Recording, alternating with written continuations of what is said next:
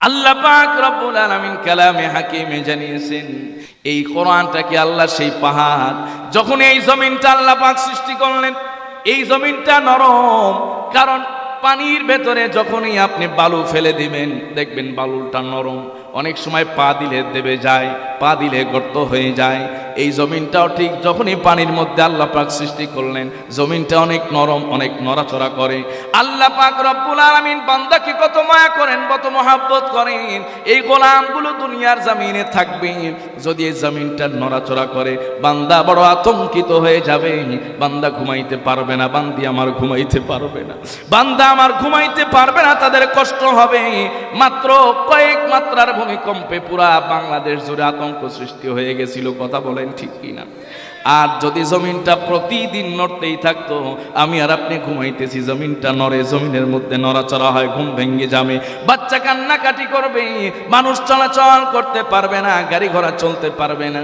এই জন্য আল্লাহ পাক রব্বুল আলামিন সিদ্ধান্ত নিলেন, আমার গোলামগুলো, বান্দাগুলো, বান্দিগুলো যেন দুনিয়ার জমিনের মধ্যে কোনো ধরনের কষ্ট না হয়, কোনো পেরেশানি যেন না হয়, আতঙ্কিত যেন তারা না হয়। এই জন্য এই জমিনটাকে স্থির করার জন্য বড় বড় পাহাড়কে প্রতিষ্ঠা করলেন, বড় বড় পাহাড়কে সৃষ্টি করলেন।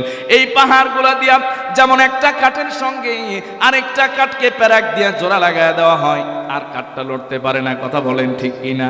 আল্লাহ পাক রব্বুল আলামিন পাহাড়গুলোকে দিয়া এই দুনিয়ার জমিনটাকে এমন ভাবে শক্ত করে দিয়েছেন যেন দুনিয়ার জমিনটা আর নড়তে পারে না, কথা বলুন ঠিক কিনা? এজন্য বান্দার প্রতি মালিকের মায়া, মালিকের ভালোবাসা কম না বেশি? এত শক্তিশালী পাহাড়, এই জন্য এই পাহাড়ের উপর আল্লাহ পাক রব্বুল আলামিন পবিত্র কালামে হাকিমকে নাজিল করার জন্য অভিপ্রায় ব্যক্ত করলেন। পাহাড় বলে, মালিক যদি আপনি আমার উপরে কোরআনুল কারীম নাজিল করে দেন তাহলে আমি সহ্য করতে পারবো না, ধুনা তুলার মতো আমি পাহাড় উড়ে যাব। আসমানকে অফার করেন, আসমান তোমার উপরে আমি কোরআনুল কারীম নাজিল করতে চাই। আসমান বলে, মালিক আমার ক্ষমতা নাই কোরআনটাকে বহন করার জন্য। এই জমিন বলে, মালিক আমার বহন করার কোনো ক্ষমতা নাই। নদী নালা, পাহাড়, নদী নালা যা কিছু আছে সবাইকে অফার করলেন। আল্লাহ পাক রব্বুল আলামিন বললেন, তোমরা সবাই ফেল করলে। পবিত্র কালামে হাকিমে মালিক জানিয়েছেন, ওয়া খুলিকাল ইনসানু দাঈফা, মানুষকে আল্লাহ দুর্বল করে সৃষ্টি করেছেন। এই দুর্বল মানুষের উপরে আল্লাহ পাক যখন কালামে হাকিমটা নাজিল করার ইচ্ছা পোষণ করলেন, মানুষ তো জানে না কোরআন কত বড় দামি, মানুষ তো জানে না কোরআন কত বড় দামি কিতাব, কত সম্মানিত কিতাব। মানুষ বুঝে নাই, না বুঝে মালিককে বলেছে, হে মালিক আপনার পক্ষ থেকে যদি কোরআন নাজিল হয়, আমরা মানুষ কোরআন গ্রহণ করার জন্য নাজি হয়ে গেলাম। আল্লাহু আকবার। মঞ্চে উপস্থিত হযরত উলামায়ে কেরাম, আমার সামনে উপস্থিত আমার পিতৃতুল্য মুরব্বিয়ান, সমবয়স্ক প্রিয় তরুণ যুবক ভাইয়েরা, আগামী দিনের ভবিষ্যৎ কচি এবং কাঁচা শিশুরা, পর্দার আড়ালে অবস্থানরত আমার মা এবং ভগ্নীরা, আলোচনার শুরুতেই আমরা সকলেই হৃদয়ের সবটুকু ভালোবাসাকে উজাড় করে সমস্বরে উচ্চ কণ্ঠে কালিমাতুশ শুকর আদায় করছি সেই মহান রব্বে করিমের প্রতি, যেই মহান রব্বে করিম আমাদেরকে দূর দূরান্ত থেকে, বিভিন্ন জায়গা থেকে তার অসংখ্য অগণিত বান্দা এবং বান্দীদের মধ্য থেকে নির্বাচিত করে আজকের এই ঐতিহ্যবাহী ইসলামী মহাসম্মেলনে একত্রিত হওয়ার মতো তৌফিক দান করেছেন। সকলে আমরা পড়ি আলহামদুলিল্লাহ। এই সম্মেলনে আসতে পেরে আপনারা খুশি না বেজার? এজন্য সমস্ত প্রশংসা একমাত্র কার? কেউ যেটা পারে না পারে কে? কেউ যেটা দেখে না দেখেন কে? সমস্ত ক্ষমতার যিনি মালিক তিনি কে? সম্মানিত ভাইয়েরা, পবিত্র কালামে হাকিম থেকে সূরা তাহা 115 নম্বর আয়াত তেলাওয়াত করেছি। নবী করিম সাল্লাল্লাহু আলাইহি ওয়াসাল্লামের অসংখ্য মুবারক হাদিস থেকে ছোট্ট একটি হাদিস পাঠ করেছি। আয়াত এবং হাদিসের আলোকে আমরা সংক্ষিপ্ত পরিসরে কিছু কথা বলবার এবং শুনবার চেষ্টা করব। যিনি তৌফিক দেওয়ার মালিক তিনি কে? সম্মানিত প্রিয় হাজিরিন, আল্লাহ পাক রব্বুল আলামিন সূরা তাহার এই আয়াতে যে বিষয়টি আলোকপাত করেছেন, এই সূরা তাহার এই আয়াতের প্রসঙ্গক্রমে বিশ্ববিখ্যাত মুফাসসির হাফেজ ইবনু কাসির রাহিমাহুল্লাহ তার বিশ্ববিখ্যাত তাফসিরের কিতাব তাফসিরে ইবনে কাসিরে চমৎকার একটি হাদিস এনেছেন, যেই হাদিসটি মিশকাত, সিয়াসিত্তা সহ মুসনাদে আহমদ সহ অনেক কিতাবে আলোচিত হয়েছে, বর্ণিত হয়েছে। এই কোরআনে কারীমকে আল্লাহ পাক রব্বুল আলামিন অন্যান্য আসমানি গ্রন্থগুলোর উপরে শ্রেষ্ঠত্ব দান করেছেন। আওয়াজ করে পড়েন সুবহানাল্লাহ। কোরআন যেমনটি শ্রেষ্ঠ, কোরআনের নবীও শ্রেষ্ঠ। কোরআন যেই উম্মত পড়ে, ধারণ করে, যারা পেয়েছে তারাও শ্রেষ্ঠ। আওয়াজ করে পড়েন আল্লাহু আকবার। সম্মানিত প্রিয় ভাইয়েরা, আল্লামা ইবনে কাসির রহমাতুল্লাহি আলাইহি এক চমৎকার হাদিস নিয়ে এসেছেন, ওয়াকিয়া নিয়ে এসেছেন। হযরত মুসা আলাইহিস সালাতু ওয়াস সালাম আর হযরত আদম আলাইহিস সালাতু ওয়াস সালামের মাঝে একবার ঝগড়া হইল। সুবহানাল্লাহ পড়ে।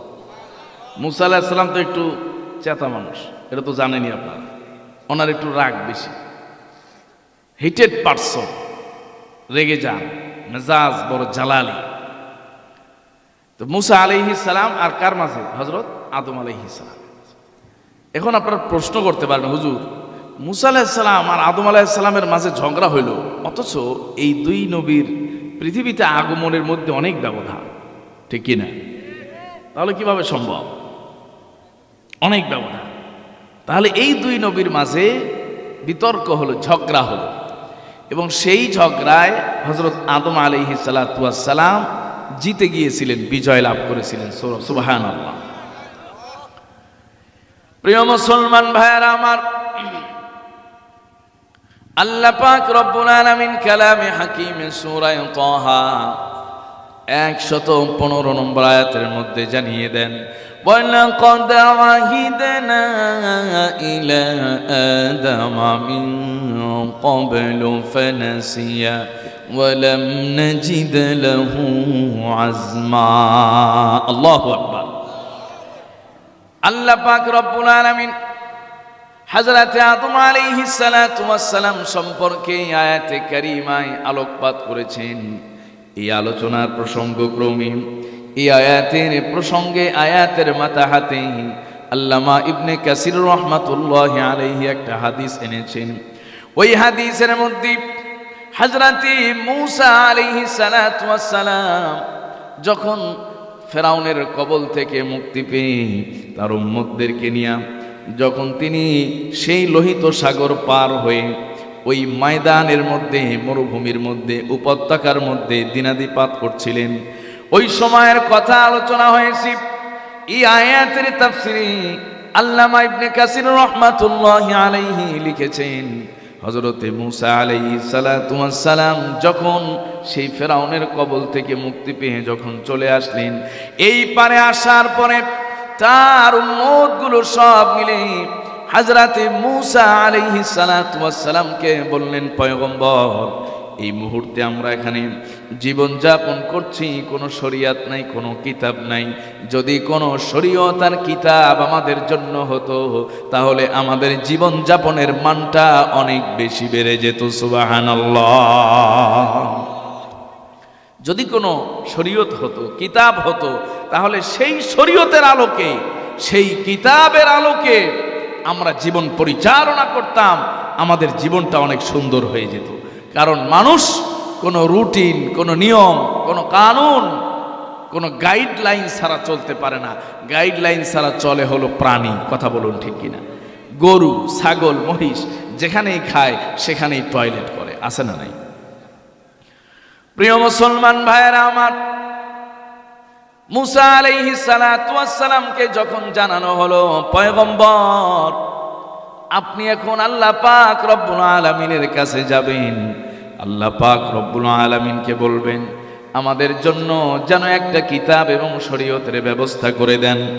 হযরত মূসা আলাইহিস সালাতু ওয়াস সালাম এক বুক ভরা আশা নিয়ে তুর পর্বতের দিকে রওনা করলেন। আপনারা জানেন আল্লাহ পাক রব্বুল আলামিন বলেছেন, ওয়া কাল্লামাল্লাহু মূসা তাকলিমা। আল্লাহু আকবার। মূসা আলাইহিস সালাতু ওয়াস সালাম যত্রতত্রই যখনই চাইতেন তখনই আল্লাহ পাক রব্বুল আলামিনের সাথে সরাসরি কথাবার্তা বলতে পারতেন। সবাই যখন পয়গম্বর মূসা আলাইহিস সালাতু ওয়াস সালামকে বলছেন, আপনি আল্লাহ পাকের কাছ থেকে কিতাব এবং শরীয়ত নিয়ে আসেন, মূসা আলাইহিস সালাতু ওয়াস সালাম অত্যন্ত আবেগ এবং মহব্বত নিয়ে, ভালোবাসা নিয়ে তুর পর্বতের দিকে রওনা করলেন। তুর পর্বতে যখন পৌঁছে গেলেন, আল্লাহ পাক রব্বুল আলামিনের জন্য কাছে ধ্যান করা শুরু করলেন, ইতিকাফ করা শুরু করলেন। একটানা একদিন, 2 দিন নয়, 30 দিন পর্যন্ত ইতিকাফ করলেন। কয়দিন? 30 দিন পর্যন্ত ইতিকাফ করলেন। জিলকদ মাসের 30 দিন সম্পন্ন হয়ে গেল। এরপরে যখন 1 মাস পরিপূর্ণ হয়ে গেল, মূসা আলাইহিস সালাতু ওয়াস সালাম মালিককে ডাক দিয়া বললেন, মালিক, আমি তো আসছিলাম কিতাব দিবেন, শরীয়ত দিবেন, 30 দিন পার হয়ে গেল। মালিক বললেন, এখনো সময় হয় নাই, আরো 10 দিন লাগাইতে হবে। জিলহজের প্রথম 10 দিন কাটাইলে পরে তোমাকে কিতাব দেওয়া হবে। সুবহানাল্লাহ। আল্লাহ পাক রব্বুল আলামিন বলেন, ওয়ালা ক্বাদ আহিদনা ইলা আদামা মিন ক্বাবলু ফানাসিয়া ওয়া লাম নাজিদ লাহু আযমা। আল্লামা ইবনে কাসির রাহমাতুল্লাহি আলাইহি বলেন, পয়গম্বর মূসা আলাইহিস সালাতু ওয়াস সালাম লাগাতার 40 দিন পর্যন্ত ইতিকাফ করলেন, তুর পর্বতে অবস্থান করলেন। আল্লাহ পাক রব্বুল আলামিন তুর পর্বতে জিবরিলকে পাঠিয়ে দিলেন, জিবরিল যাও না, আমার পয়গম্বর 40 দিন যেমন অপেক্ষা করছেন, একটা গুরুত্বপূর্ণ বিষয়ের জন্য অপেক্ষা করছেন, একটা গুরুত্বপূর্ণ জিনিসের জন্য অপেক্ষা করছেন। হযরতে জিবরিল বললেন, মালিক, কি দিতে হবে, কি নিয়ে যেতে হবে? আল্লাহ পাক রব্বুল আলামিন বললেন, যাও না, এই যে একটা ফালাক দেখা যায়, এই ফালাকের মধ্যে তাওরাত দিয়ে দিলাম, এই তাওরাতটাকে তুমি মূসা পয়গম্বরের কাছে পৌঁছে দাও। আল্লাহু আকবার। 40 দিন পরে তাওরাত পেলেন। তাওরাত কিতাবটা লেখা ছিল একসাথে। এটা আমার বোঝানোর উদ্দেশ্য। তাওরাত কিতাবটা কি ছিল? একসাথে লেখা। আর পবিত্র কোরআন নাজিল হয়েছে কয় সাথে? একসাথে কিন্তু হয় নাই। 23 বছরে নাজিল হয়েছে। কয় বছরে? নবীজি সাল্লাল্লাহু আলাইহি সাল্লাম মক্কায় ছিলেন 13 বছর, মদিনায় ছিলেন কয় বছর? 10 বছর। এই মোট 23 বছরের নবুয়তির জিন্দেগিতে আমার রাসূলের উপরে পূর্ণ কোরআন নাজিল হয়েছে। আপনাদেরকে আমি এই কথাটা বোঝানোর জন্যই এতক্ষণ পর্যন্ত এই ঘটনা শুনাইলাম যে তাওরাত কিতাবকে একসাথে একত্রে আল্লাহ পাক মূসা আলাইহিস সালামের কাছে দিয়ে দিয়েছেন। যেমন এই যে একটা পৃষ্ঠা, ফালাক মানে কাঠের একটা টুকরা মনে করে, এটা বাস লিখে ধরায় দিল, যাও এই অনুযায়ী আমল করতে থাকো, প্রেসক্রিপশনের মতো। আর আল্লাহ পাক রব্বুল আলামিন নবীজির উপরে কোরআন নাজিল করেছেন তাদরিজান ফাতাদরিজান, হেইনান ফাহিনান, প্রেসক্রিপশনের মতো।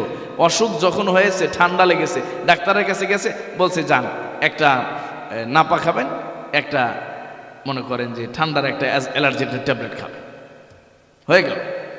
আবার আরেকটা সমস্যা গ্যাস্ট্রিকের, কয়েকটা প্যারাসিটামল খাবেন। তাহলে কোরআন ছিল উম্মতের জন্য দৈনন্দিন জীবনে সমস্ত সমস্যার সমাধান। আওয়াজ করে বলুন কথা ঠিক কিনা? রোগী যেমন অসুস্থ হলে ডাক্তারের কাছে গেলে ডাক্তার প্রেসক্রিপশন দিয়ে দেন, তাকে ঔষধ লিখে দেন, আল্লাহ পাক রব্বুল আলামিন ওই সময় উম্মতের জন্য সমস্ত সমস্যার সমাধান লিখে লিখে পবিত্র কোরআনের আয়াত নাজিল করেছেন। উম্মতের যখনই কোনো সমস্যা, কোরআন শরীফের আয়াত নাজিল হয়ে গেছে। কথা বলুন ঠিক কিনা? এই জন্য কোরআন হলো কমপ্লিট কোড অফ লাইফ। আমার আপনার জীবনের, মানব জীবনের পূর্ণাঙ্গ জীবন ব্যবস্থা আর নিয়ম কানুন সবকিছু লেখা আছে এই পবিত্র কোরআনে। কথা বলুন ঠিক কিনা? এই জন্য কোরআন যদি দুনিয়ার মানুষ ফলো করে, অনুসরণ করে, এই দুনিয়াতেই তাদের বসবাসটা হয়ে যাবে জান্নাতের মতো। আওয়াজ করে পড়েন সুবহানাল্লাহ। যেখানে কোরআন আছে সেখানেই শান্তি আছে। কথা বলুন ঠিক কিনা? যেখানে কোরআন নাই সেখানে শান্তি নাই, শৃঙ্খলা নাই, নিরাপত্তা নাই। মানুষের জীবনের, জান মালের, ইজ্জতের কোনো নিরাপত্তা সেখানে নাই, কারণ কোরআনের অনুশাসন সেখানে নাই। কথা বলুন ঠিক কিনা? আমার দেশে যদি কোরআনের অনুশাসন থাকতো, যদি আমার দেশে শুধু ঘরে ঘরে কোরআন নয়, সংসদ পর্যন্ত যদি কোরআন যেত, এদেশের চরিত্র এমন হতো না, এদেশের রাস্তায় রডের পরিবর্তে বাঁশ দেওয়া হতো না। কথা বলুন ঠিক কিনা?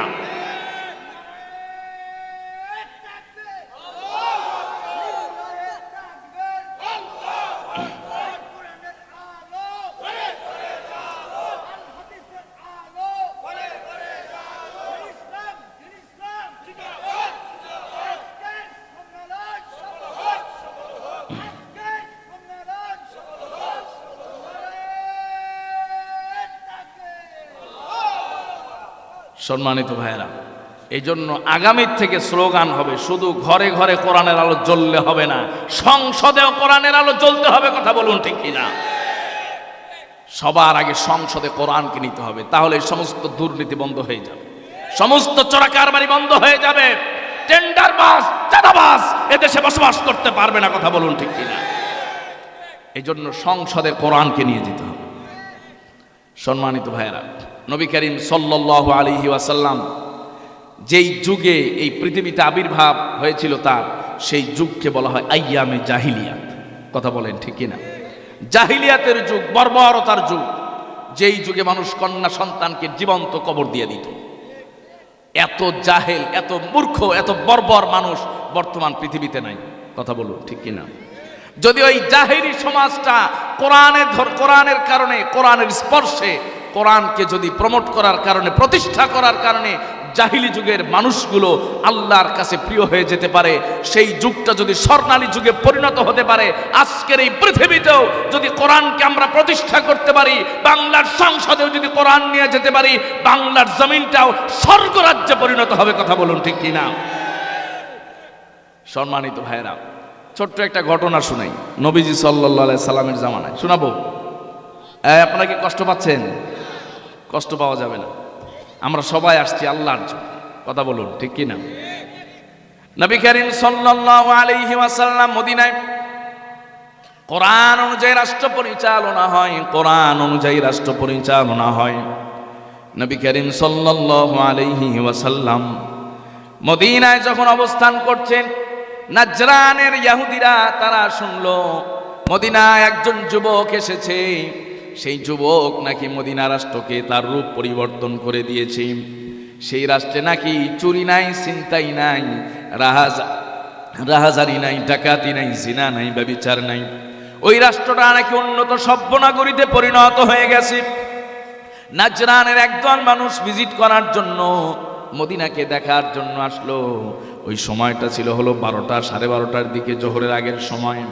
সাহাবায়ে কেরাম যারা মদিনার বাজারে ব্যবসা বাণিজ্য করতেন, যখন এই জোহরের নামাজের আজান হয়ে গেল, আল্লাহ পাক রব্বুল আলামিন কালামে হাকিমে ডাক দিয়ে বলেছেন, ইয়া আইয়ুহাল্লাযীনা আমানু ইযা নুদিয়া লিস-সালাতি মিন ইয়াউমিল জুমআহ ফাসআউ ইলা যিকরিল্লাহি ওয়া যারুল বাই'। আল্লাহু আকবার। আল্লাহ পাক বলেছেন, যখন জুমার আজান হয়ে যাবে, ওই সময় ক্রয় বিক্রয় বন্ধ করে দাও। ওই সময় কোনো ক্রয় বিক্রয় চলবে না, হাজিরা দিতে হবে কার দরবারে? এই আয়াতটা যদিও জুমার নামাজের ক্ষেত্রে নাজিল হয়েছে, আয়াতের শব্দ খাস হলেও বিধান যেটা, হুকুম যেটা, সেটা হলো 5 ওয়াক্ত নামাজের জন্য আম। ওলামায়ে কেরাম ভালো বুঝবেন, শুধুমাত্র জুমার জন্য আয়াতটা প্রযোজ্য নয়, 5 ওয়াক্ত নামাজের জন্য আজান এই আয়াতটা প্রযোজ্য। এই জন্য 5 ওয়াক্ত নামাজের যখন আজান হয়ে যায়, ইমানদার সব কিছু ছেড়ে আল্লাহর দরবারে চলে যেতে হবে। ঠিক কিনা? নাজরানের ইহুদিরা মদিনায় প্রবেশ করল, প্রায় জোহরের নামাজের আজান হয়ে যাবে। এমন এক মুহূর্তে, এমন একটা সময় যখন নাজরানের সেই টিম যখন মদিনায় প্রবেশ করেছে, সঙ্গে সঙ্গে অল্প সময়ের ব্যবধানে মদিনার মসজিদের নববীতে আজান হয়ে গেল। আজান হয়ে যাওয়ার সঙ্গে সঙ্গে মদিনার বাজারে সব সাহাবায়ে কেরামের ব্যবসা প্রতিষ্ঠানগুলো বন্ধ হয়ে গেল। কোনো ক্রয় বিক্রয় নাই, কোনো বেচা কেনা নাই। সবাই যখন দোকানটা খোলা রেখেই, ক্যাশ বাক্সটা খোলা রেখেই নামাজের দিকে, মসজিদের দিকে রওনা হয়ে গেল। মুসলমান ভাইয়েরা রে আমার, নাজরানের লোকগুলো অবাক হয়ে গেল। কোন মুসল্লি, কোন দোকানদার দোকানগুলো বন্ধ করে না, বন্ধ না করে মসজিদের দিকে যায়। মনে হয় চুরি হইতে পারে। কথা বলেন ঠিক কিনা? মনে হয় চুরি হইতে পারে। সমস্ত সাহাবীরা যখন মসজিদের মধ্যে চলে গেল, জোহরের নামাজ হয়ে গেল, সবাইয়ের কাছে জিজ্ঞেস করলেন, আপনাদের এই দেশের প্রধানকে, তার সঙ্গে আমরা দেখা করতে চাই। সবাই মিলে আমার রাসূলের দিকে ইশারা করলেন। ওই দেখা যায় আমাদের আমিরুল মুমিনিন বিশ্ব নবী মুহাম্মদ সাল্লাল্লাহু আলাইহি ওয়াসাল্লাম সবাই মিলে যখন তার কাছে গেল, নবীজির কাছে গেল, যাওয়ার পরে নবীজির সঙ্গে দেখা করলেন। অতি সাদামাটা একজন মানুষ, নবীজির মতো সাদা সিধা সুন্দর জীবন যাপন কেউ করতে পারতো না। নবীজিকে দেখলেই বোঝাই যেত না তিনি হলেন বিশ্ব নবী, দেখলেই বোঝা যেত না তিনি হলেন মদিনার প্রধান। সবাই মিলে নবীজির সঙ্গে আলাপ আলোচনা করলেন। ইতিমধ্যেই তাদের ইবাদতের সময় হয়ে গেল। নবীজির কাছে বললেন, পয়গম্বর, আমাদের তো ইবাদতের সময় হয়ে গেছে, আমাদের জন্য ইবাদত করার সুযোগ করে দেন। নবীজি আমার বললেন, কোথাও যাওয়ার প্রয়োজন নাই, মসজিদে নববী তোমাদের জন্য জায়গা করে দিলাম, আমরাও নামাজ পড়েছি, তোমরাও ইবাদত করো। আল্লাহু আকবার। এজন্য বাংলার জমিনে যারা বলে হিন্দু মুসলিমদের মধ্যে দ্বন্দ্ব আছে, আমরা বলি না না, ইসলাম বলে হিন্দুকে কষ্ট দিও না, মুসলিমকে কষ্ট দিও না, কারণ এরাও হলো আল্লাহ পাকের গোলাম। কথা বলুন ঠিক কিনা? নবীজি আমার তাদেরকে মসজিদে নববীতে ইবাদত করার সুযোগ দিয়া দিলেন। এরপরে আমার রাসূলের সঙ্গে তারা কথা বললেন, আলোচনা করলেন। নবীজিকে জিজ্ঞেস করলেন, আমরা দেখলাম দোকানপাটগুলা খোলা, এরপরে মানুষগুলা মসজিদের মধ্যে চলে আসলো, চুরি হলো না, ডাকাতি হলো না। নবীজি আমার বললেন, যারা কোরআনের শাসন চায়, যারা কোরআন পড়ে, কোরআন অনুযায়ী নিজের জীবন পরিচালনা করে, তারা কোনোদিন চুরি করতে পারে না। ঠিক কিনা? তারা কোনোদিন জিনা করতে পারে না, ব্যভিচার করতে পারে না, তারা কোনোদিন অন্যায় করতে পারে না। কথা বলুন ঠিক কিনা? কারণ কোরআন শিখায় শান্তি, শৃঙ্খলা, নিষ্ঠা, তাকওয়া, পরহেজগারি, আল্লাহর ভয়। কথা বলুন ঠিক কিনা? সম্মানিত প্রিয় মুসলমান ভাইয়েরা আমার, মনে আছে তো মুসা আলাইহিস সালাম কই গেছেন? কথা কয় না। হ্যাঁ, মুসা আলাইহিস সালাম কই গেছে? তুর পাহাড়ে। মুসা আলাইহিস সালাতু ওয়াস সালাম পর্বতে চলে গেছেন। 40 দিন পুরা হয়ে গেল। আল্লাহ পাক রব্বুল আলামিন জিবরিলকে পাঠায় দিলেন, জিবরিল যাও না আমার পয়গম্বরের কাছে, এই যে একটা ফালাক দিয়ে দিলাম, এই ফালাকের মধ্যে তাওরাত লিখে দিলাম, তাওরাতের আহকামাতগুলো লিখে দিলাম। জিবরিল আলাইহিস সালাতু ওয়াস সালাম চলে আসলেন তাওরাত নিয়ে। তাওরাত নিয়ে আসার পরে বলেন, পয়গম্বর মুসা, আল্লাহ পাক রব্বুল আলামিন আপনাকেই তো তাওরাত দিয়েছেন, কিতাব দিয়েছেন। হযরত মুসা আলাইহিস সালাতু ওয়াস সালাম সেই লিখিত ফালাক তাওরাতের খণ্ড নিয়ে চলে আসলেন উম্মতের কাছে। এই জায়গায় আমি আপনাদেরকে এতটুকুই শুধু বুঝাইতে চাই, আল্লাহ পাক রব্বুল আলামিন তাওরাতকে দিলেন একসঙ্গে লিখিত আকারে, আর কোরআনকে দিয়েছিলেন 23 বছরে। তাহলে কোরআন হেফাজত করা কঠিন নাকি তাওরাত হেফাজত করা কঠিন? কোরআন হেফাজত করা কঠিন, কারণ 23 বছরে বিক্ষিপ্ত আকারে কখনো এই আয়াত, কখনো সেই আয়াত, কখনো রাত্রিবেলায় আয়াত নাজিল হয়, কখনো দিনের বেলায় আয়াত নাজিল হয়, কখনো সকাল বেলায়, কখনো দুপুর বেলায়, কখনো সফরে, কখনো হজরে, বিভিন্ন সময়ে কোরআন আয়াত নাজিল, কোরআনের আয়াত নাজিল হয়েছে। এজন্য কোরআন বিক্ষিপ্ত আকারে নাজিল হয়েছে, কোরআনটাকে হেফাজত করা কঠিন ছিল। কথা বলুন ঠিক কিনা? আর যেহেতু একটা কপি, এটা তো হেফাজত করা সহজ, রেখে দিলেই হয়ে গেল। কিন্তু আজকের এই বর্তমান পৃথিবীতে যদি আপনি পুরা পৃথিবী তন্ন তন্ন করে খোঁজেন, কোরআনের হাজার হাজার লক্ষ লক্ষ কোটি কোটি কপি পাওয়া যাবে, কিন্তু তাওরাতের একটা কপিও পাবেন না। কথা বলুন ঠিক কিনা? অথচ তাওরাতই টিকে থাকার কথা, কোরআন টিকে না থাকার কথা। কথা বলেন ঠিক কিনা? কারণ কোরআন নাজিল হয়েছে খুব এলোমেলো ভাবে, আর তাওরাত নাজিল হয়েছে গোছালো ভাবে। যে জিনিস গোছালো সেটাকেই তো হেফাজত করা সহজ, সংরক্ষণ করা সহজ। অথচ যেই জিনিস এত গুছালো ভাবে একসঙ্গে নাজিল হলো, ওইটার অস্তিত্ব পৃথিবীতে নাই। আর যেটা 23 বছরে আস্তে আস্তে নাজিল হয়েছে, ওইটা পৃথিবীতে আছে। শুধু তাই নয়, আমার দেশের হাফেজ আনাস গত কয়েকদিন আগেও পুরা পৃথিবীতে আন্তর্জাতিক হিফজুল কোরআন কম্পিটিশনে বাংলাদেশের পতাকাকে উজ্জ্বল করেছে এবং পুরা পৃথিবীতে চ্যাম্পিয়ন হয়ে বাংলাদেশের গর্ব এবং বাংলাদেশের মুখকে উজ্জ্বল করেছে। কথা বলুন ঠিক কিনা? রিসেন্টলি কয়েকদিন আগের খবর, এদেশের মানচিত্র এবং এদেশের পতাকাকে পুরা পৃথিবীতে পরিচয় করিয়েছে বাংলাদেশের হাফেজরা। কথা বলেন ঠিক কিনা? আমি বলি মাঝে মধ্যে, তোমাদের তো ফুটবলের টিম আছে, মহিলা পুরুষ সব আছে, ক্রিকেট নারী পুরুষ কত রং বিরঙ্গের খেলা আছে, এদের জন্য তোমাদের কত ব্যয়, কত আয়োজন, কিন্তু একবারও এরা তোমাদের জন্য চ্যাম্পিয়নশিপ নিয়ে আসতে পারে না। কথা বলুন ঠিক কিনা? কিন্তু তোমরা আজকে যে কোরআনকে অবজ্ঞা করো, যেই মাদ্রাসাগুলোকে অবজ্ঞা করো, অনেকেই বলে জঙ্গিদের আখড়া, এখান থেকে নাকি জঙ্গিদের ট্রেনিং দেওয়া হয়। আমি বলি তাদেরকে দাঁত ভাঙ্গা জবাব, দেখো এখান থেকে কি হয়। পুরা বিশ্বে বাংলাদেশের মানচিত্রকে যারা আজকে আলোকিত করছে এরাই হলো সেই মাদ্রাসার তালিবুল ইলম। কথা বলুন ঠিক কিনা? মাদ্রাসার তালিবুল ইলমরাই এই পৃথিবীতে বাংলাদেশকে পরিচয় করিয়েছে। আগে বাংলাদেশ দেখলে, বাংলাদেশের নাম শুনলে বলতো মা হুয়া, এটা আবার কি জিনিস, খায় না মাথায় দেয়। কথা কোন ঠিক কিনা? আগে শুনলে কিন্তু বাংলাদেশ এটা কি, মা হুয়া, খায় না মাথায় দেয় না গায়ে মাখে। এখন যদি জিজ্ঞাসা করে বাংলাদেশ, কয় নাম, এখন চিনে, ওখানে আন্তর্জাতিক হাফেজ আছে। আওয়াজ করে বলেন সুবহানাল্লাহ। যে দেশে কোরআন নাজিল হয়েছে সে দেশের হাফেজরাও আমাদের এদেশের হাফেজদের পিছনে পড়ে থাকে। আল্লাহু আকবার। এটা আল্লাহ পাক রব্বুল আলামিনের মুআজিজা, আল্লাহ পাক রব্বুল আলামিনের দান, আল্লাহ পাক রব্বুল আলামিনের মহব্বত এবং ভালোবাসা এবং তার অনুগ্রহ। মুসলমান ভাইয়েরা আমার, হযরত মুসা আলাইহিস সালাতু ওয়াস সালামের উপরে এইভাবে কোরআনুল কারীম নাজিল, এইভাবে তাওরাত অবতীর্ণ হলো। নবীজির উপরে 23 বছরে কোরআনুল কারীম নাজিল হলো। কিন্তু এই কোরআন আজকে শুধুমাত্র কাগজে লেখা নয়, এক একটা হাফেজের কোরআন যেন একটা জীবন্ত কোরআনের কপি। কারণ আল্লাহ পাক রব্বুল আলামিন এই কোরআনুল কারীম নাজিল করেছেন। আর এই কোরআনুল কারীম নাজিল করার সঙ্গে সঙ্গে, এই কোরআন নাজিল করার সঙ্গে সঙ্গে কোরআনটাকে হেফাজত করার দায়িত্ব যিনি নিয়েছেন তিনি কে? আরেকটু আওয়াজ করে, তিনি কে? আল্লাহ পাক রব্বুল আলামিন বলেন, ইন্না নাহনু নাযালনাল যিকরা ওয়া ইন্না লাহু, ইন্না নাহনু নাযালনাল যিকরা ওয়া ইন্না লাহু লাহাফিযুন।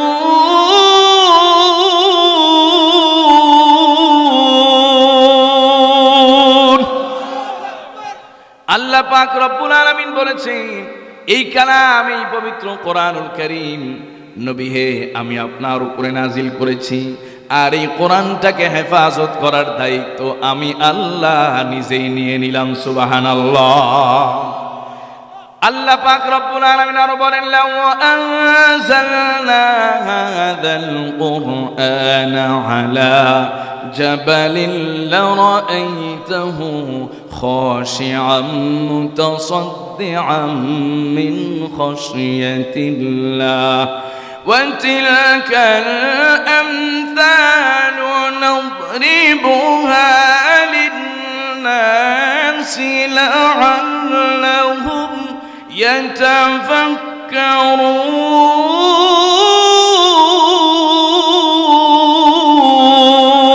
ইয়াতাফাক্কারুন। আল্লাহ পাক রব্বুল আলামিন বলেন, তাফসিরি মাজহারিতে আল্লামা সানাউল্লাহ পানিপতি রহমাতুল্লাহি আলাইহি লিখেছেন, বিস্তারিত লিখেছেন, আল্লাহ পাক রব্বুল আলামিন যখন কালামে হাকিমটাকে নাজিল করার ইচ্ছা পোষণ করলেন, আল্লাহ পাক রব্বুল আলামিন আগে পরীক্ষামূলক, পরীক্ষার জন্য আল্লাহ পাক রব্বুল আলামিন এই পৃথিবীর যত বড় বড় সৃষ্টি আছে এই সব বড় বড় সৃষ্টির কাছে কোরআনটাকে অফার করলেন। আল্লাহ পাক রব্বুল আলামিন পাহাড়কে বললেন, পাহাড় এই কোরআনটাকে আমি তোমার কাছে নাজিল করতে চাই, তোমার উপরে দিতে চাই। পাহাড় বলে, মালিক যদি কোরআন আমার উপরে নাজিল করে দাও, পাহাড় আর পাহাড় থাকবে না, পাহাড়টা ভেঙে তুলার মতো উড়ে যাবে। আল্লাহু আকবার। অথচ এই পাহাড়কে আল্লাহ পাক রব্বুল আলামিন কত শক্তিশালী করে সৃষ্টি করেছেন। পবিত্র কালামে হাকিমে মালিক বলেছেন, ওয়াল জিবালা আওতাদা। আল্লাহু আকবার। পাহাড় হলো প্যারাক, প্যারাক চিনেন তো আপনারা? প্যারাক আল্লাহ পাক যখন এই পৃথিবী সৃষ্টি করেন, এই জমিন তো আগে জমিন ছিল, ছিল হলো পানি। কি ছিল? পানি। এই পানির মধ্যে আল্লাহ পাক মাটি সৃষ্টি করলেন। কোথায় সৃষ্টি করলেন? আল্লাহ পাক কোরআনে বলেছেন, ওয়াইদ ক্বালা রাব্বুকা লিল মালাইকাতি ইন্নী জাইলুন ফিল আরদি খলিফা। আল্লাহ পাক যখন মানুষকে পাঠানোর জন্য ইচ্ছা পোষণ করলেন, তো মানুষ থাকবে কই? পানি কি থাকা যায়? পানিতে তো থাকা যায় না। দুনিয়াতে তো আছে শুধু পানি, মাটি তো আর নাই। তখন আল্লাহ পাক রব্বুল আলামিন, এখানে যে বাইতুল্লাহ আছে না বর্তমানে, কাবা শরীফ, কাবা শরীফ কে কে গেছে? গেছে কেউ? আল্লাহ যেন সবাইকে বাইতুল্লাহ জিয়ারতের তৌফিক দেয়, সবাই পড়ে না আমিন। সম্মানিত ভাইয়েরা, তো বাইতুল্লাহ ওই যে কালো ঘরটা, কালো ঘর যেই দিকে আমরা ফিরে নামাজ পড়ি, কাবা ঘর, ওই কাবা ঘরের যে জায়গাটা মিডিল পয়েন্ট, এটাকে পৃথিবীর নাভিস্থল বলা হয়, একদম মিডিল পয়েন্ট মাঝখানে। ওই জায়গাটায় আপনার পানিতে কি হয়, স্রোত হয়। স্রোত বুঝেন তো, আপনাদের দেশের বর্ষাকালে পানি হয় না, পানি যেখান থেকে গড়ায় ওই জায়গায় কিন্তু একটা স্রোত হয়, ওইখানে ফেনা উঠে, ঠিক না? ঠিক পানির একটা কি হলো, স্রোত হলো, ওই স্রোতে পানির ঘূর্ণায়নে একটা ফেনা হলো, ফেনা। এই ফেনার মধ্যে আল্লাহ পাক একটা ইট পরিমাণ মাটি সৃষ্টি করলেন। আল্লাহু আকবার। যখনই একটা ইট পরিমাণ মাটি সৃষ্টি করে ফেললেন, হাদিস শরীফের মধ্যে এসেছে সুম্মা দুহিয়াতিল আরদু, অতঃপর এই ইটটাকে আল্লাহ পাক রব্বুল আলামিন তার নিজের কুদরতি হাত দ্বারা একটা টান দিলেন। টান দেওয়ার সাথে সাথে একটা ছাগলের চামড়া যেমনটা টান দিলে লম্বা হয়ে যায়, ঠিক তেমনি ভাবে এই একটা ইট পরিমাণ জায়গা এই পুরা পৃথিবী সমান বড় হয়ে গেল। আল্লাহু আকবার। তাফসীরের কিতাবের মধ্যে এসেছে আল্লাহ পাক রব্বুল আলামিন এই কুদরতি হাত দিয়া জমিনটাকে যখন একটা টান দিয়া দিলেন, খিচ দিয়া দিলেন, এত বিস্তৃত হয়ে গেছে, এখনো পর্যন্ত এত আবিষ্কার হয়েছে, এত আবিষ্কার হয়েছে, পৃথিবীর এক প্রান্ত থেকে আরেক প্রান্ত পর্যন্ত মানুষ যেতে পারে না। আল্লাহু আকবার। এজন্যই যে জান্নাতে যাবে, সর্বনিম্ন জান্নাত পাবে, এই দুনিয়ার 10 দুনিয়ার সমান তাকে জান্নাত দেওয়া হবে। আওয়াজ করে পড়েন সুবহানাল্লাহ। তাহলে আল্লাহ যদি একটা টান দিয়া একটা ইটটারে এত বড় বানাইতে পারেন, সেই মালিক কি আমাকে আর আপনাকে 10 দুনিয়ার মতো একটা জান্নাত দিতে পারে না? কথা বলে মুসলমান ভাইয়েরা আমার, আল্লাহ পাক রব্বুল আলামিন কালামে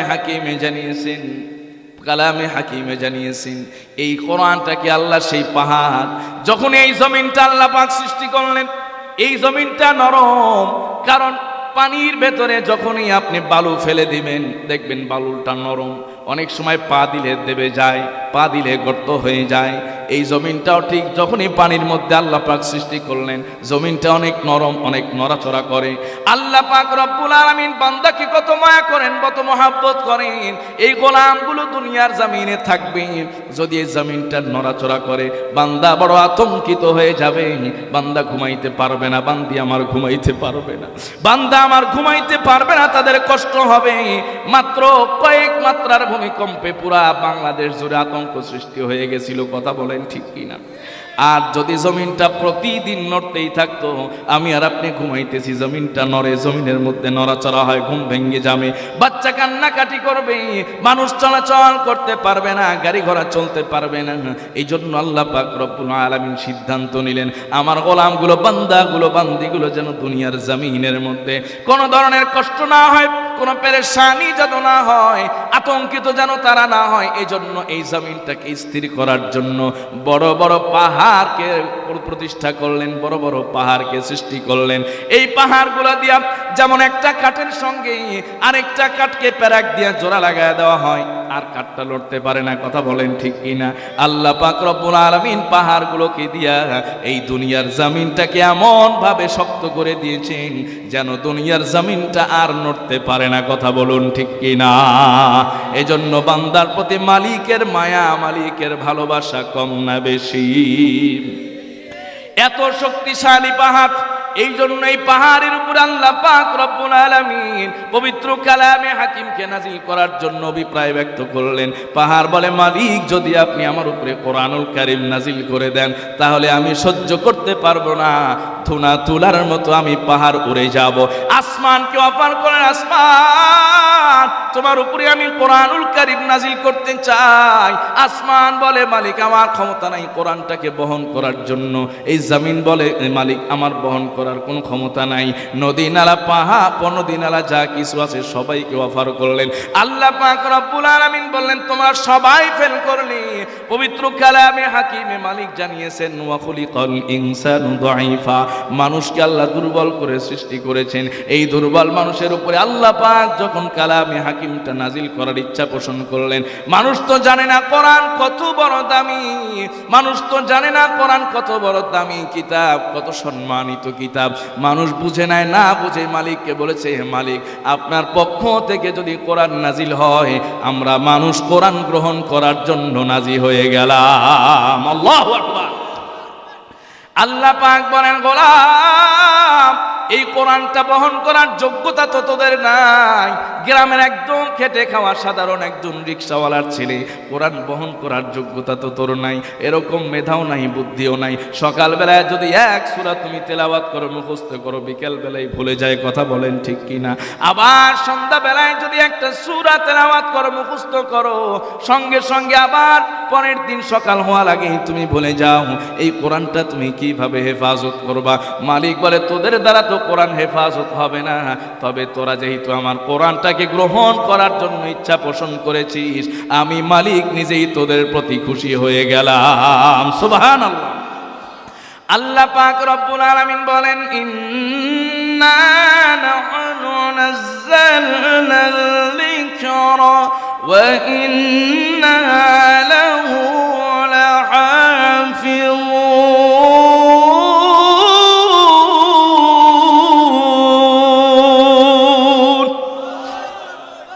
আল্লাহ পাক রব্বুল আলামিন বলেছেন, গোলাম, এই কোরআন তো তোরা হেফাজত করতে পারবি না, এই কোরআনটাকে তোরা মুখস্থ করতে পারবি না।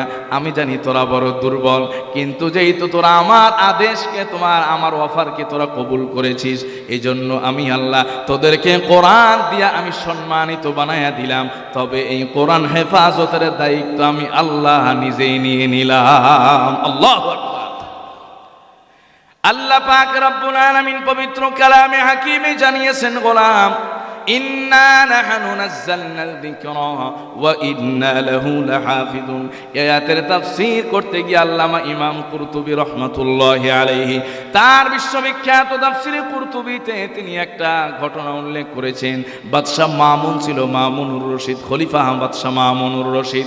খলিফা মামুনুর রশিদের জামানায় একবার তার দরবারে শিক্ষামূলক অনুষ্ঠান হলো, বিতর্ক প্রতিযোগিতা হলো। চার ধর্মের চারটা বড় বড় আলেম তার দরবারে উপস্থিত হয়ে গেছে। একজন কোরআনের আলেম, একজন তাওরাতের আলিম, আরেকজন ইনজিলের আলিম, আরেকজন জাবুরের আলিম। বড় বড় চার কিতাবের চারটি বড় বড় আলেম উপস্থিত হয়ে গেছে। অসংখ্য মানুষের সামনে বিতর্ক প্রতিযোগিতা। তার মধ্যে একজন খ্রিস্টানকে লক্ষ্য করলেন, বড় জ্ঞানী, বড় আলেম। বাদশাহ মামুন বললেন, আপনি যদি ইসলাম ধর্ম কবুল করে নেন, আপনি যদি কোরআন পড়েন, আপনি যদি কোরআনটাকে গ্রহণ করতে পারেন, তাহলে আপনার দুনিয়া আখিরাতে ইজ্জত যিনি বাড়িয়ে দিবেন তিনি কে? আর একটু আওয়াজ করে, তিনি কে? এই বেচারা যখন শুনলো, আমি যদি কোরআন পড়ি, আমি যদি কোরআন শিখি, আমার মর্যাদা বেড়ে যাবে, এই কোরআনে কি আছে আমি একটু দেখতে চাই। আওয়াজ করে বলেন সুবহানাল্লাহ। কারণ এই কোরআন তো সে কোনোদিন স্পর্শ করে দেখে নাই। প্রথমে আগে কোরআনুল কারীম খুললাম। কোরআনুল কারীম খোলার পরে এই কোরআন যতই পড়ে তত মজা, এই কোরআন যতই তেলাওয়াত করে ততই মজা। কোরআনের মধ্যে মজা যিনি দিয়েছেন তিনি কে? আর একটু আওয়াজ করে, তিনি কে? আহা, কোরআনে যে কি মজা! একটু আগে এক মাওলানা কথা বললেন, মজা আছে না নাই?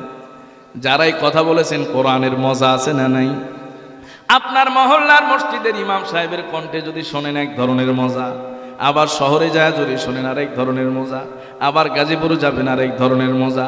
আল্লাহ পাক রব্বুল আলামিন কোরআনটাকে এমন আকর্ষণ দিয়েছেন, আল্লাহর যেই গোলাম পড়ে সেই গোলামের কণ্ঠে নতুন নতুন মজা পাওয়া যায়, ঠিক কিনা? একটা গান ভাইরাল হলে কয়দিন চলে? মমতাজের ফাইটটা যায় গান, আর কেউ বাজায়? কথা কয় না, আর কি বাজায়? ওইটার মজা গেছে গান। মমতাজও গেছে, মমতাজের কি গানও গেছে, কথা কয় না, ঠিক কি না? এরকম কত গান আইলো আর গেল, কোনো হদিস নাই। 2-3 দিন পোলাপান মোবাইলে খুব বাজায়, মোবাইলে খুব বাজায়, এই গান ভাইরাল হয়েছে। এই গান কি হয়েছে? ভাইরাল হয়েছে। বাস 5-7 দিন পরে দেখবেন এই গানের আর অস্তিত্ব নাই, কেউ আর শোনে না, এটা এখন পুরানা হয়ে গেছে। কিন্তু কোরআন 1450 বছর আগে নাজিল হয়েছে, কোরআনের মজা এখনো কমে নাই, কথা বলুন ঠিক কিনা? এই জন্য কোরআন হলো এক চুম্বক, আকর্ষণ। এর মধ্যে যে মজা আল্লাহ পাক রব্বুল আলামিন রেখে দিয়েছেন, এই মজা পৃথিবীর আর কোনো গান, কোনো গজল, কোনো সঙ্গীত, কোনো কিতাবের মধ্যে নাই। কথা বলুন ঠিক কিনা? এই বেচারা খ্রিস্টান মানুষ, অনেক বড় আলেম, খ্রিস্টানদের বড় আলেম, চিন্তা করলো কোরআনে আছে কি? বললো যে কোরআন পড়লে সম্মানিত হওয়া যায়, ইজ্জত বেড়ে যায়, আগে কোরআন পড়ি। কোরআন পড়া শুরু করে দিছে, কোরআন নিয়ে রিসার্চ করা শুরু করে দিছে, গবেষণা করা শুরু করে দিছে।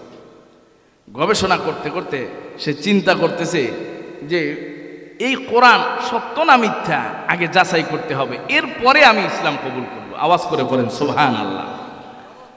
কারণ হলো জ্ঞানী মানুষ, জ্ঞানী মানুষের কাজ এটা সিদ্ধান্ত অনেক ভেবে চিনতে।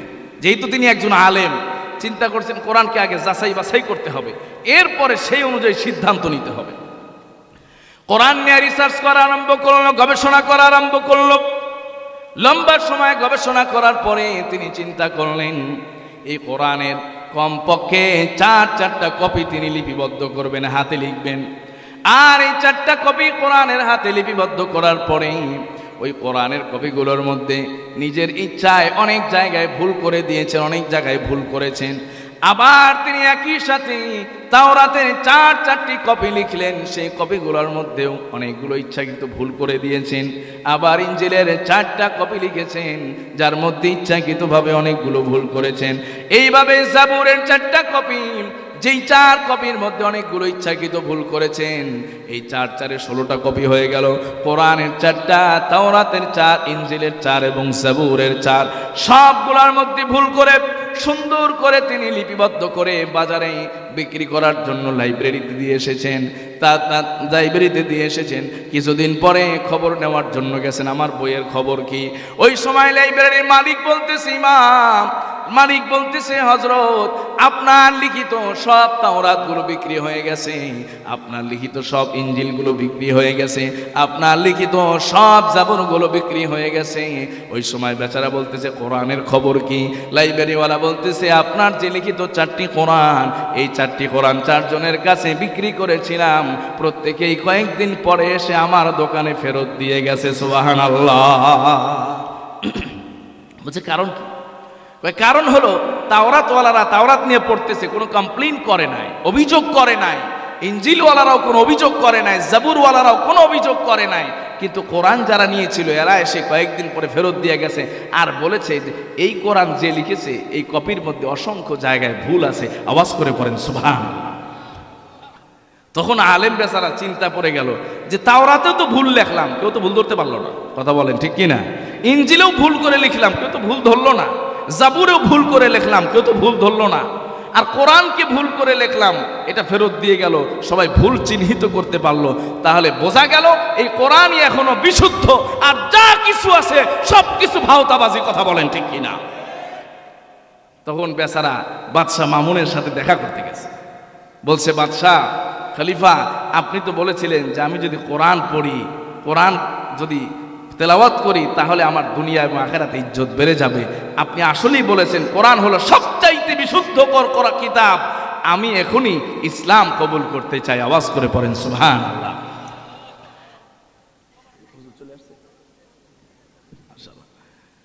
তাহলে সবচেয়ে বিশুদ্ধ কোরআনের নাম কি? এই কিতাবের নাম কি? কোরআন, আল কোরআন। এজন্য কোন গোলাম যদি এই কোরআন পড়ে, এই কোরআনটা আঁকড়ে ধরে, এই কোরআনটা যদি তেলাওয়াত করে, যিনি ওই গোলামের দুনিয়া আখিরাতে মর্যাদার ইজ্জত বাড়ায়া দেন, তিনি কে? এজন্য আমি অনেক সময় উদাহরণ দিতে গিয়া বলি, গোলাম কোনো কিছু করতে পারো নাই, দুনিয়াতে তেমন কিছু করতে পারো নাই। এই দুনিয়াতে আসার পরে একটা কাজ করো, এই কোরআনের সঙ্গে সম্পর্ক করো, কোরআনওয়ালার সাথে সম্পর্ক করো, কোরআনের আলেম যারা, হাফেজ যারা, তাদের সঙ্গে সম্পর্ক করো। দুনিয়া আখিরাত ইজ্জতের মালিক যিনি বানিয়ে দিবেন, তিনি কে? আর একটু আওয়াজ করে, তিনি কে? তুমি যদি কোরআনের পক্ষে থাকো, এরপরেও কোরআন পৃথিবীতে থাকবে, আর কোরআনের বিপক্ষে থাকো, এরপরেও কোরআন পৃথিবীতে থাকবে। কোরআনের পক্ষে থাকলে তোমার নাম স্বর্ণাক্ষরে লেখা থাকবে, কোরআনের বিপক্ষে গেলে আবু জাহেল, আবু লাহাব, উতবা, সাইবাদের মতো আস্তা করে নিক্ষিপ্ত হবে। কথা বলুন ঠিক কিনা?